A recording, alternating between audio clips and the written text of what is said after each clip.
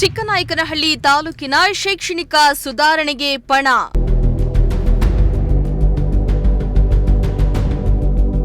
ಪ್ರೌಢಶಾಲಾ ಶಿಕ್ಷಕರಿಗೆ ಶೈಕ್ಷಣಿಕ ಕಾರ್ಯಾಗಾರ.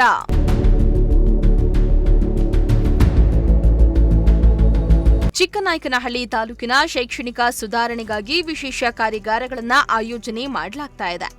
ಚಿಕ್ಕನಾಯಕನಹಳ್ಳಿ ಪಟ್ಟಣದ ತೀನಂಶ್ರೀ ಭವನದಲ್ಲಿ ಪ್ರೌಢಶಾಲಾ ನೌಕರರಿಗಾಗಿ ಶೈಕ್ಷಣಿಕ ಕಾರ್ಯಾಗಾರವನ್ನು ಆಯೋಜನೆ ಮಾಡಲಾಗಿದ್ದು, ಕಾರ್ಯಾಗಾರವನ್ನು ಶಾಸಕ ಸಿಬಿ ಸುರೇಶ್ ಬಾಬು ಉದ್ಘಾಟನೆ ಮಾಡಿದರು.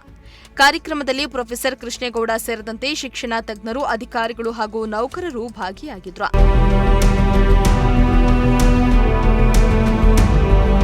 ಇನ್ನು ಕಾರ್ಯಾಗಾರದಲ್ಲಿ ಚಿಕ್ಕನಾಯಕನಹಳ್ಳಿ ತಾಲೂಕಿನ ಶೈಕ್ಷಣಿಕ ಸುಧಾರಣೆ, ಹೊಸ ಪಠ್ಯಕ್ರಮದ ಅನುಷ್ಠಾನ ಹಾಗೂ ವಿದ್ಯಾರ್ಥಿಗಳ ಭವಿಷ್ಯದ ನಿರ್ಮಾಣ ಕುರಿತು ಚರ್ಚೆಯನ್ನ ನಡೆಸಲಾಯಿತು.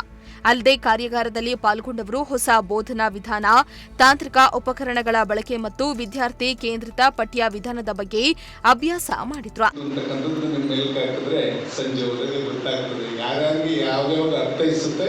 ಅದನ್ನ ಸರಿಪಡಿಸ್ಕೊಡುವಂಥ ಕೆಲಸ ನಾವೆಲ್ಲರೂ ಕೂಡ ಮಾಡಬೇಕು. ನನ್ನನ್ನು ಸೇರಿ ಅಂತಕ್ಕಂಥದ್ದನ್ನ ಈ ಸಂದರ್ಭದಲ್ಲಿ ತಮಗೆ ಶಿಕ್ಷಕರಿಗೆಲ್ಲರಿಗೂ ಕೂಡ ಹೇಳಲಿಕ್ಕೆ ಬಯಸ್ತೇನೆ.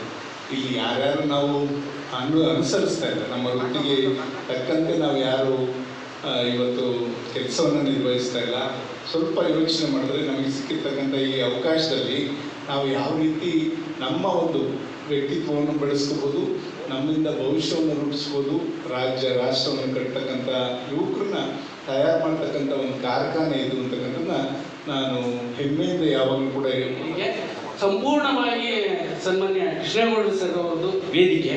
ಈ ಕಾರ್ಯಕ್ರಮದ ಸಂಪೂರ್ಣವಾದಂತಹ ಆಯೋಜನೆ ಮತ್ತು ಜವಾಬ್ದಾರಿ ಮತ್ತು ಮಾರ್ಗದರ್ಶನ ಇರ್ತಕ್ಕಂಥದ್ದು ನಮ್ಮೆಲ್ಲರ ಪ್ರೀತಿಯ ಅಚ್ಚುಮೆಚ್ಚಿನ ಈ ತಾಲೂಕಿನ ಜನಪ್ರಿಯ ಶಾಸಕರಾದಂಥ ಸನ್ಮಾನ್ಯ ಸುರೇಶ್ ಬಾಬು ಸಿಬಿ ಸರ್ ಅವರ ಕನಸು.